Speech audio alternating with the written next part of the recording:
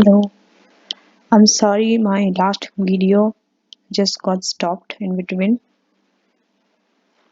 so I will record from where I have stopped. Sorry for the inconvenience, right? So I have stopped here at the advantage and how we got the net result, right? So the net result is always you have to see before the swap, right? Before swap minus the advantage, the profit. So CMC borrows at fixed, right? This is with swap, but before swap, CMC would have borrowed at the floating rate, which is yield rate plus 0.4%. This minus the advantage. So this minus 0.6. So yield rate plus 0.4 minus 0.6 will give you the net result, which is yield rate minus 0.2%. And same for the counterparty. Counterparty is borrowing at a floating rate after swap, but before swap, they are borrowing at a fixed rate, which is 3.8%. So 3.8% minus the gain, which is 60 basis points. So 3.8 minus 0.6 is 3.2%. So this is the net. This is how they got the net result. If you still want to refresh your knowledge of interest rate swap, you can check my videos out there on the interest rate swap under my playlist risk management lecture, AFM risk management lecture. Now let's go to the second part, right? Whenever you do an interest rate swap, all these things, components has to be there. All those things. Which company is borrowing at what is the gain, what is the net result, and after, okay, and then the swap comes, right? So okay, how to figure out which one who is receiving and the rate. So whenever, like after the swap till here, before the swap till the net result is fine, right? You can work it out, but the problem comes, tricky part comes is after the swap, right? So the solution is this: whatever you do with that swap, right, your net result has to be the same. You have to get this net result at the end, right? So same company, it has to be whatever you do with paying and receiving, finally you have to make the net result as yield rate minus 0.2%, and the counterparty will be paying at 3.2%. You have to work out the combination like that, right? So let's work out with, right? You can work on any order with anyone, with CMC first or counterparty first, right? So let me work with the CMC company first, right? If you see CMC company's net result, okay, just work with one by one. Don't try to work with two things together. You will get confused. So yield rate minus 0.2%. That means finally your answer should include yield rate. Yield rate has to be there in your answer. What should you do for that? And you are paying at a fixed rate. That means CMC company pays yield rate. So this thing you have got out, right? You have now got it. How you got yield rate there, because your net result has a yield rate. So that means you're paying at yield, and you're currently paying at a fixed rate, right? CMC company. So that means CMC company is paying yield rate. So if CMC company is paying yield rate, means counterpart is receiving yield rate, right? One company is paying, the other company has to receive the same amount, right? That is the logic. So CMC is paying yield rate, that means counterpart is receiving yield rate. Let's see whether for CMC company, yes, we have in the net result, but let's see what happens to the counterparty. Is it working for counterparty? Counterparty is paying currently at a, okay, see in the counterparty there is no yield rate, right? And counterparty is borrowing, is paying at a yield rate. So counterparty is borrowing, that means paying at a yield rate, and counterparty receives yield rate, so yield gets cancelled, and finally your net result will not have any yield rate. So that means that's correct, right? So that means one part is correct, that yield rate part is correct. That much you can be sure, because it's working for CMC also, for counterparty also. Now Always work with the variable part first. It's very easy by just saying at this, because you know this is the variable rate and fixed rate is a balancing figure, right? And this is also is easy to work. This when you work at the yield, the fixed rate, check start with the counterparty, because the counterparty, the net result, they are having the fixed rate, so it's easy to work the fixed rate, right? So that means just see counterparty is borrowing. Okay, what you have to do is you have to counterparty is borrowing at this rate, right? And the net result is this, right? So that means counterparty is borrowing at paying at 0.8%, but the net result has to be 3.2%. That means counterparty should pay at 3.2%. So that means counterparty has to pay 2.4%. How? 3.2 minus 0.8. Forget about the yield rate. Yield rate got cancelled. 3.2 minus 0.8. It's very easy. Your net result minus the amount which you borrow. You will get the how much you have to pay. Counterparty has to pay here. Because this is also payment. It cannot be borrowing or receive, because already counterparty is receiving yield rate. So it's very clear that this time counterparty is paying, right? And what is the amount? It is 2.4%. How? Because you are borrowing, you are paying at 0.8%. And if you pay this 2.4% only, 0.8 plus 2.4, you are getting the net result of 3.2%. So it's very clear CMC will receive 2.4%. Just see that is it working for CMC company. Just what you have to do, CMC company is borrowing. See, when you are receiving something, always you have to deduct from your borrowings. That is the rule. Whenever it's a receipt, you have to deduct from the borrowing. Since this is a borrowing, okay, so this 2.2% minus this. Okay, this is also a payment, so this has to be added, right? So 2.2% plus yield rate minus 2.4%, because this is you are receiving. Finally, you will be getting this answer only. Yield rate minus 0.2, because 2.2 minus 2.4%. So minus 0.2%. So finally, you are getting the net result by doing this under both CMC and counterparty. So that's the way of checking, right? And this is the way of putting numbers. I know it takes a little time to understand the grip of that. Practice this section more and more, because this is the area where most of the people have a high chance of going wrong, even though it's a fixed format. Like only the numbers are changed in the scenario, but the way of doing it is the same. There is no variation in this question, right? And finally, what they have written here, after paying the 20 basis point fee, because the bank's fee is 20 basis point, CMC company will effectively pay interest, right, at the yield curve rate. Yes, exactly. CMC is paying at yield rate and benefit by 40 basis point. Why? Because 60 basis point minus 20 basis point for the bank, or 0.4%. And even for the counterparty will pay interest at 3.4% and benefit by 40 basis point, right?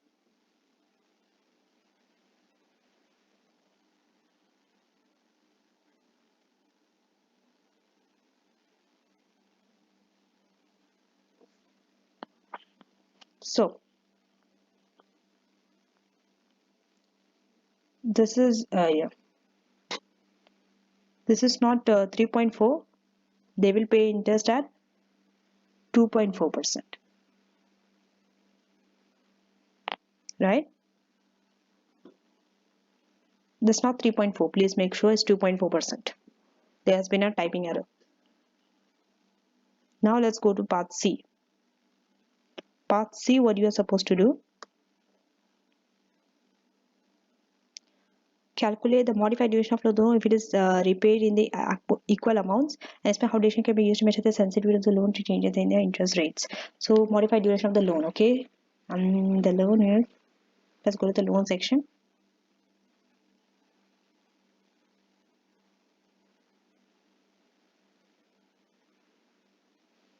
Okay, so it's a 60 million loan, right?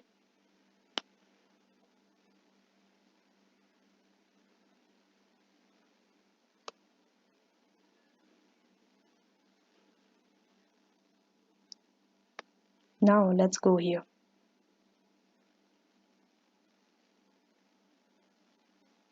Annuity factor is 4 years and 2%, because they have told that it will be 2% from 4 years, right?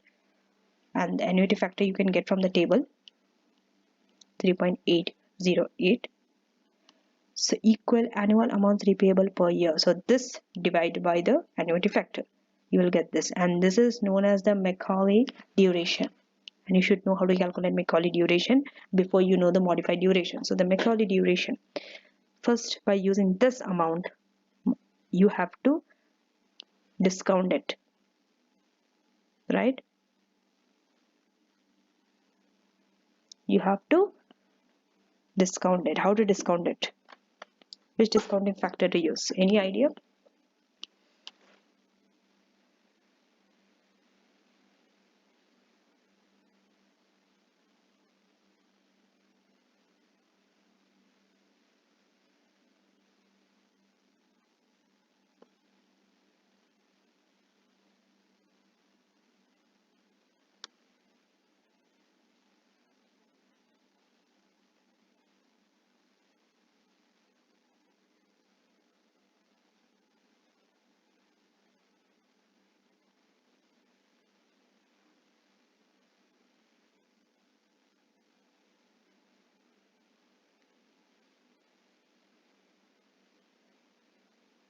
So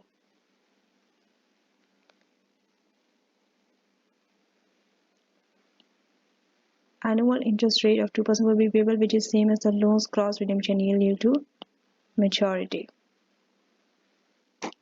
right?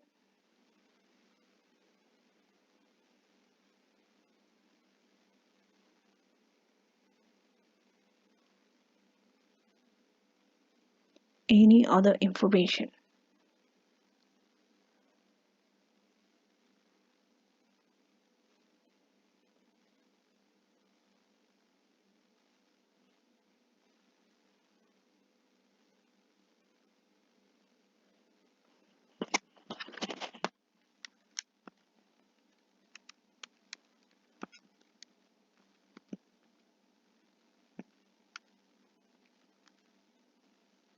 Okay.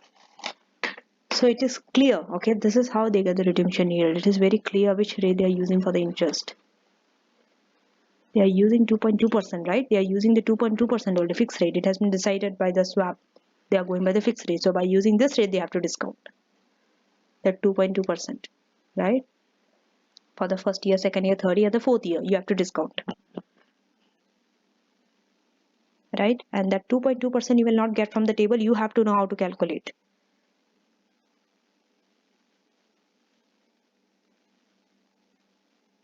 So it has some more work to do, additional work you have to do now, because you have to calculate the, so first year you will be getting 0.978 something, okay, so you'll be discounting at 2.2%, and for the second year when you calculate it will be 0.961, right, and so on.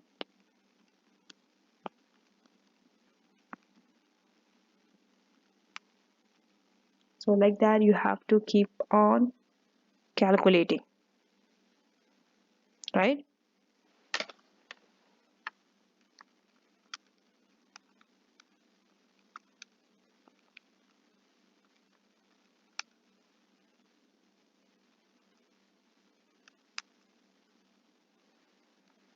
Now let's go, and then you have to multiply this, right?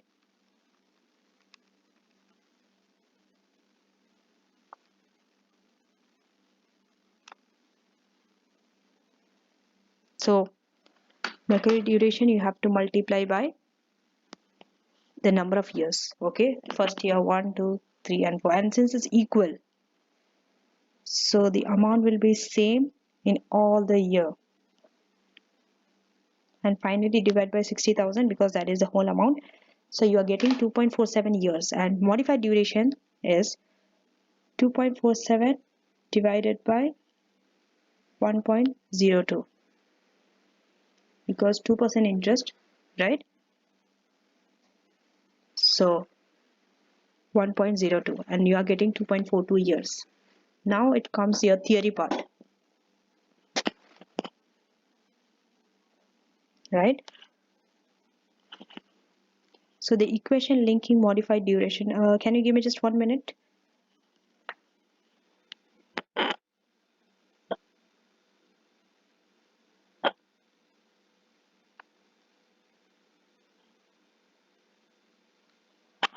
I am so sorry guys, this interest rate I forgot. This is you don't have to use 2.2%, you are using 2% only, right? The discount, this is the discount factor. So that is the only thing I want to clarify.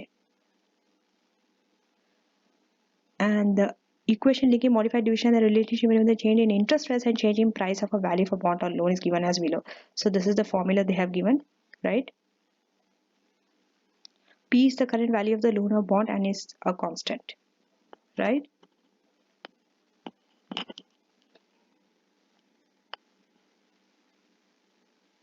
So the size, okay, of the modified duration will determine how much of the value of the loan will change when there's a change in interest rates. A higher modified duration means the fluctuations in the value of the loan will be greater. So higher modified duration means what? Your loan will fluctuate more. Interest rates will go more up, right? Hence, the value of 2.42 means that the value of the loan will change by 2.4 times the change in the interest rates multiplied by the original value of the loan. The relationship is only an approximation because duration assumes a relationship between the change in interest rates and the corresponding change in value of the loan is linear. In fact, the relationship between interest rates and loan is the form of a curve which is convex to the origin, non-linear. This I have explained in my video, so please go through this theory. The same theory they have applied here. Therefore, the duration can only provide a reasonable estimation of the change in the value of a loan due to change in interest rates when those interest rate changes are small. When interest rate changes are very big, even the modified duration is not a good method. You cannot calculate the change, right? Because originally the change is non-linear, it's not linear, right?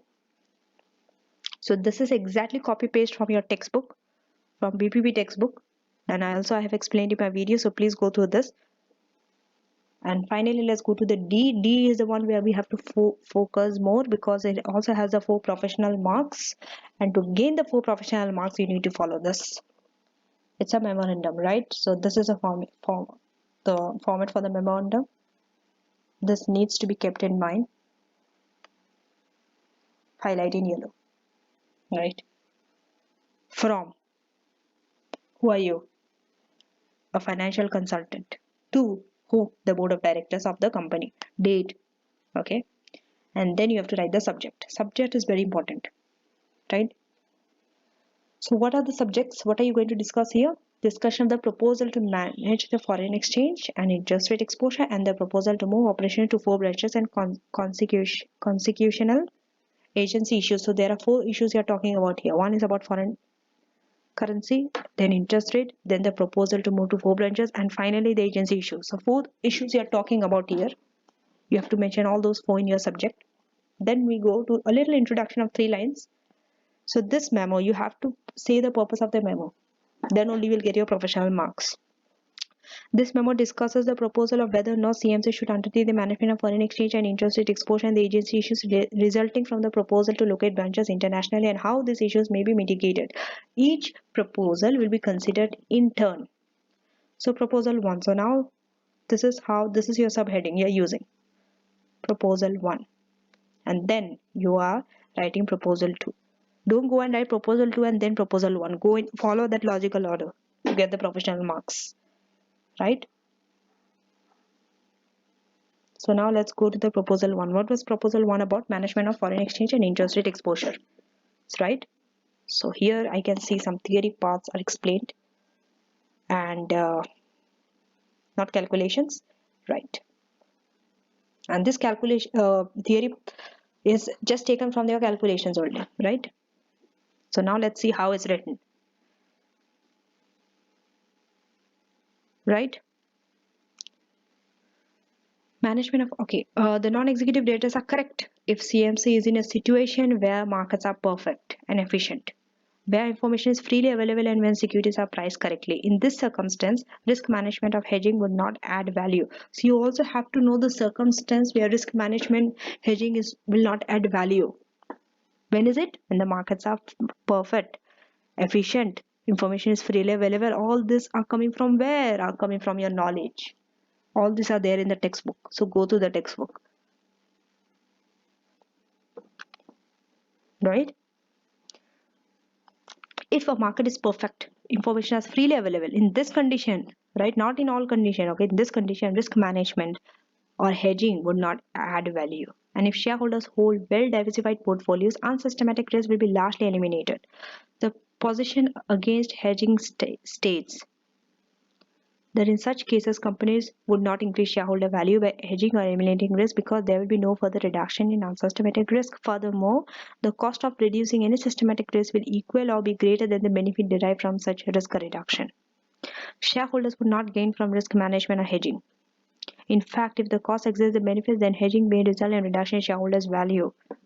So first they have talked about one part in one paragraph. Just see how they have divided into paragraphs.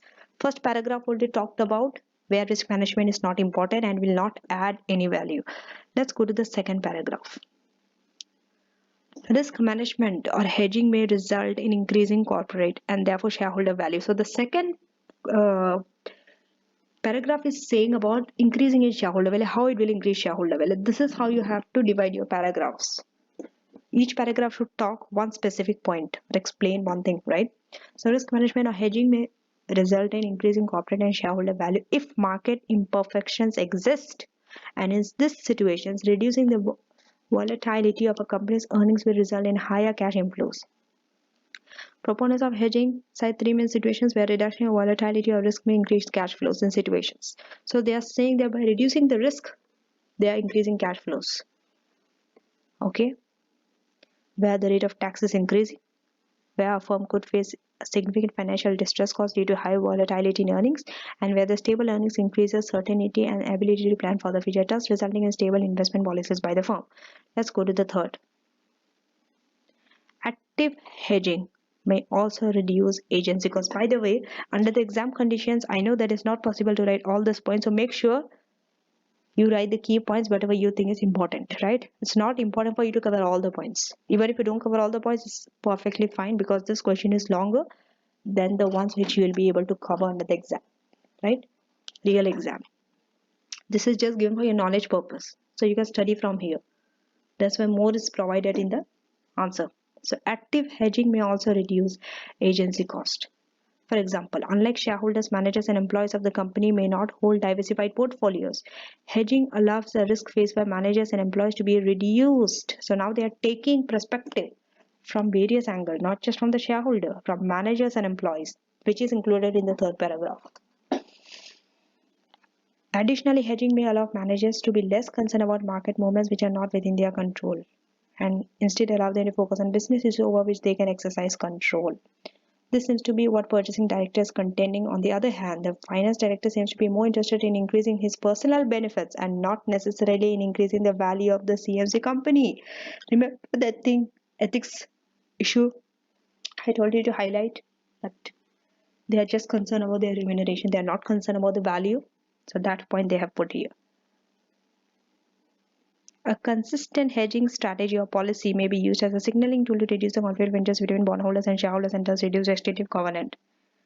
So if a company is having hedging strategy, the banks will be less likely to put any restrictive covenant on the loan because the banks will be more sure they can rely on you more now because they know that you are going to play it safe. You have some hedging strategy in place.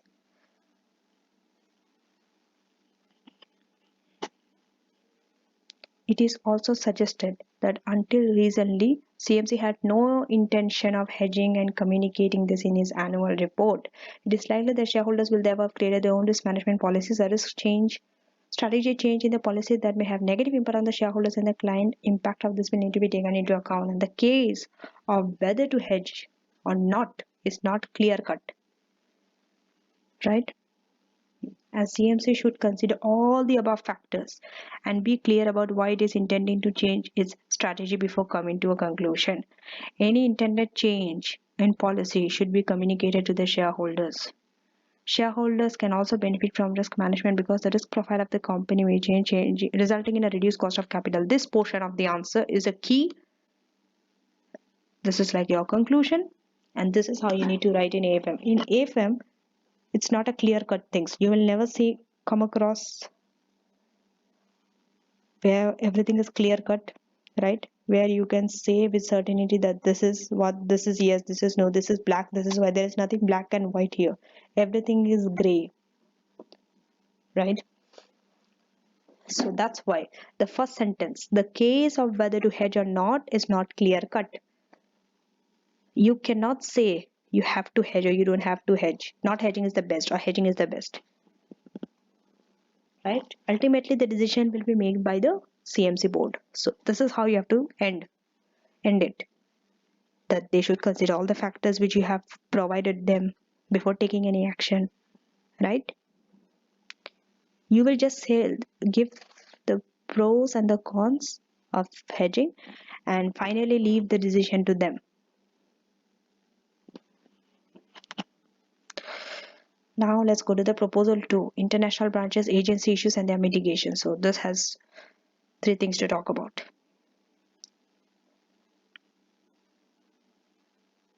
Now let's go to this.